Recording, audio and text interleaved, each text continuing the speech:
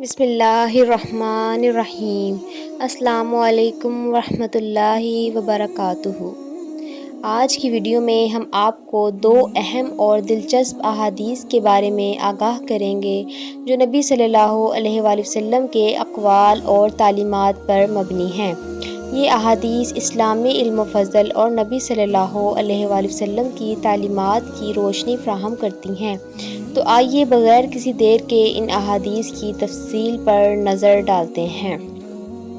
حضرت محمد صلی اللہ علیہ وآلہ وسلم کی بیوی حضرت عائشہ رضی اللہ عنہا جب کوئی ایسی باتیں سنتی جس کو سمجھ نہ پاتی تو دوبارہ اس کو معلوم کرتی تاکہ سمجھ لیں۔ چنانچہ ایک مرتبہ نبی کریم صلی اللہ علیہ وآلہ وسلم نے فرمایا کہ جس سے حساب لیا گیا اسے عذاب کیا جائے گا۔ حضرت عائشہ رضی اللہ عنہا فرماتی ہیں کہ یہ سن کر میں نے کہا کہ کیا اللہ نے یہ نہیں فرمایا کہ عنقریب اس سے آسان حساب لیا جائے گا؟ رسول اللہ صلی اللہ علیہ وآلہ وسلم نے فرمایا کہ یہ صرف اللہ کے دربار میں پیشی کا ذکر ہے، لیکن جس کے حساب میں جانچ پڑتال کی گئی سمجھو وہ غارت ہو گیا۔ حضرت عائشہ رضی اللہ عنہا نے ایک دفعہ نبی صلی اللہ علیہ وآلہ وسلم کی بات کو نہ سمجھنے کی صورت میں دوبارہ وضاحت طلب کی تاکہ صحیح طور پر سمجھ سکیں۔ نبی صلی اللہ علیہ وآلہ وسلم نے فرمایا کہ جو حساب لیا جائے گا اسے عذاب دیا جائے گا، مگر حضرت عائشہ رضی اللہ عنہ نے سوال کیا کہ اللہ نے قرآن میں تو آسان حساب کا ذکر کیا ہے۔ نبی صلی اللہ علیہ وآلہ وسلم نے وضاحت کی کہ قرآن میں ذکر کردہ آسان حساب پیشی کا ہے، جبکہ جو حساب کی جانچ پڑتال کی جائے گی وہ سخت ہوگا۔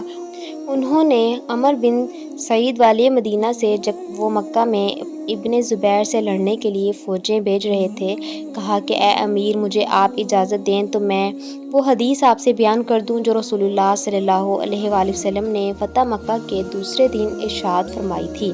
اس حدیث کو میرے دونوں کانوں نے سنا اور میرے دل نے اسے یاد رکھا، اور جب رسول اللہ صلی اللہ علیہ وآلہ وسلم یہ حدیث فرما رہے تھے تو میری آنکھیں آپ صلی اللہ علیہ وآلہ وسلم کو دیکھ رہی تھیں۔ آپ صلی اللہ علیہ وآلہ وسلم نے پہلے اللہ کی حمد و ثنا بیان کی، پھر فرمایا کہ مکہ کو اللہ نے حرام کیا ہے، آدمیوں نے حرام نہیں کیا۔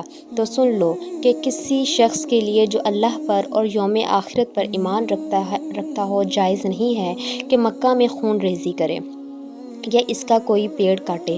پھر اگر کوئی اللہ کے رسول کے لڑنے کی وجہ سے اس کا جواز نکالے تو اس سے کہہ دو اللہ نے اپنے رسول اللہ صلی اللہ علیہ وآلہ وسلم کے لیے اجازت دی تھی، تمہارے لیے نہیں دی، اور مجھے بھی دن کے کچھ لمحوں کے لیے اجازت ملی تھی، آج اس کی حرمت لوٹ آئی جیسے کل تھی، اور حاضر غائب کو یہ بات سمجھا دے۔